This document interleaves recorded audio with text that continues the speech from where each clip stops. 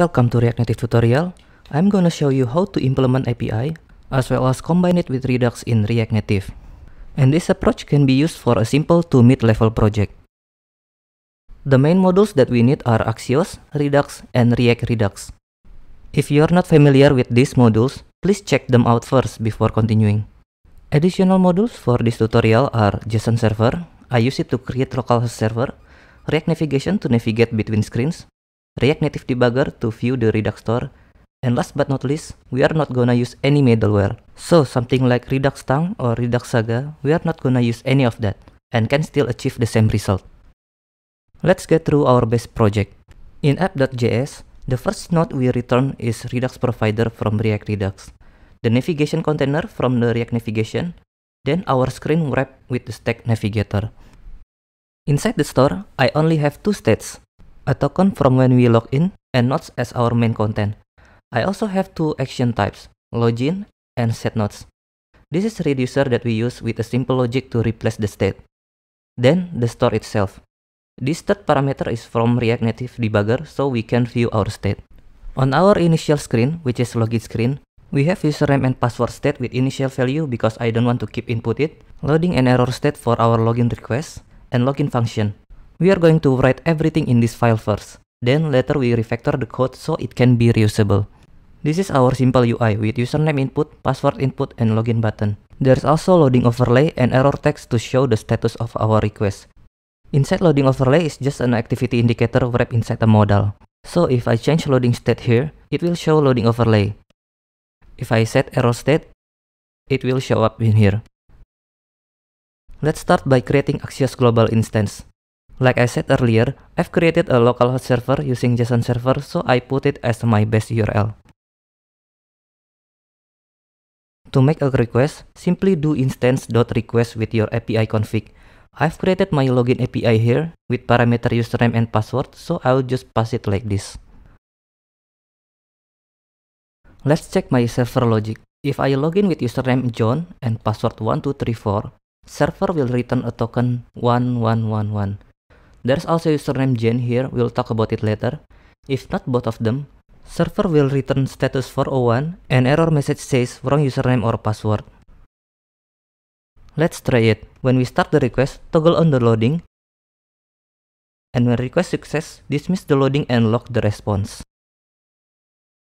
Now, if I try to login with correct credential, I will see success log on my debugger. The token is inside data token. Now I want to store this token to Redux store so it can be used by other API. To store the token, we need to use dispatch hook from React Redux. Then dispatch an action with type login and token from response data token. By doing this, the reducer will receive the token and set a new state. Now when I try to login again, the token will show up in the store. Let's handle the error state. I will also do the same thing, dismiss the loading and lock the response. But instead of lock the error, I will lock error.response because that's where the response is. I will also lock error.message to see the default error message from Axios. Now if we try again with wrong credential, we will see status 401 with data message wrong username or password. Another place to retrieve the error message is from status text. I don't set it on my server so it currently is undefined, but other server might have. The last place to get error message is from default message from Axios. If server doesn't return any message, you can use this one. Never ever repeat your process to get error message because it will mess up your code real quickly. So let's create a function for it. We get the data and status tag from error response. Sometimes this response is undefined because you don't have internet connection, so make it fall back to empty object. Then we return either data.message or status text or error.message if both empty. You might have different place though depending on your server. Then get the message and put it on the state. Now if we try again, it will show up here. Next, we need to navigate to home when login success. We can do reset here in success function and it will reset the screen just fine. But this might lead to error, especially if you use your current state, because these lines might change it and you still use the previous state. So we need to move this to use effect so it is called after your state change. Now how to determine when we can call it? We could use token here and call it when token is not empty, But this approach is not really reusable. My approach is to create status state. This status will have one of four values: init, loading, success, and failed. Set the initial status as init.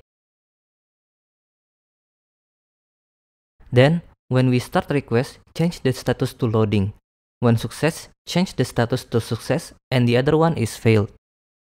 Now, by doing this, we can use this status to determine when we can call the navigation.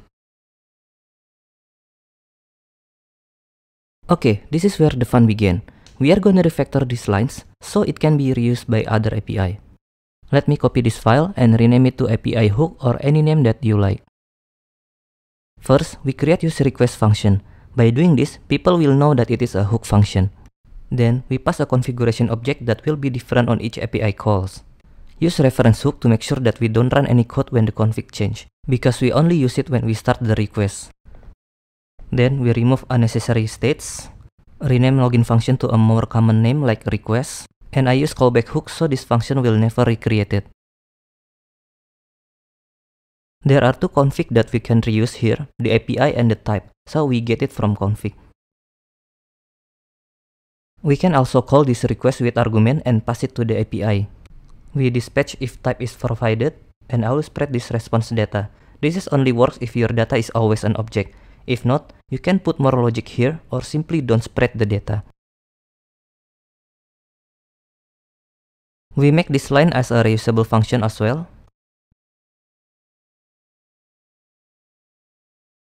Then we remove the UI and return the state that we need, and request function as well.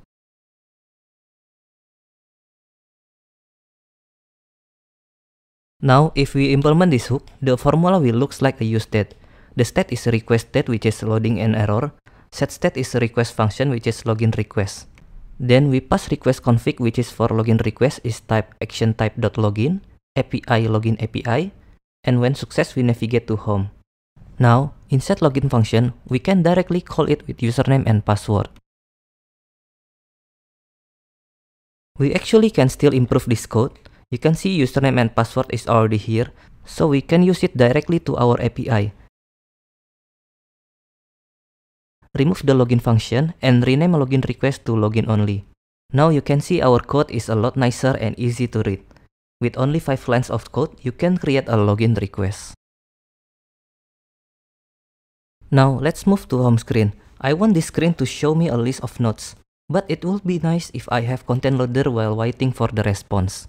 Inside content loader, it's just displaying different UI depend on its props, so it can show loading or an error message. There's also reload button here that trigger on reload function. So if I set loading true, you can see activity indicator in the screen. This is different from login screen, where the loading is covering the entire screen. If I set the error, it will show here with reload button. If data is provided, I'll just use flat list and render a simple list of text. Now, same as login screen, we create our request hook with type setNodes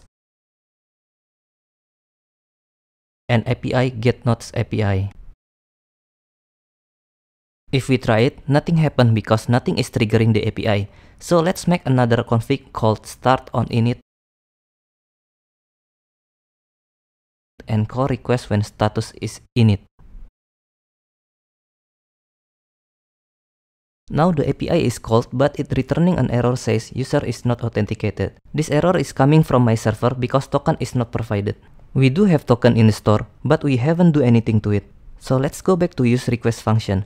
To access the token, we use store from React Redux and get the token from store.getState.token.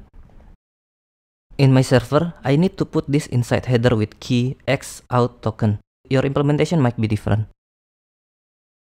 Now if we try again, empty nodes is passed to the store, but it seems the UI is still treating it as undefined. That's because we haven't put data in our request state. Now we can simply put data like this, but it still won't work because this data is not an array, but an object returning nodes array. We can create another handy config like selector to get data from store.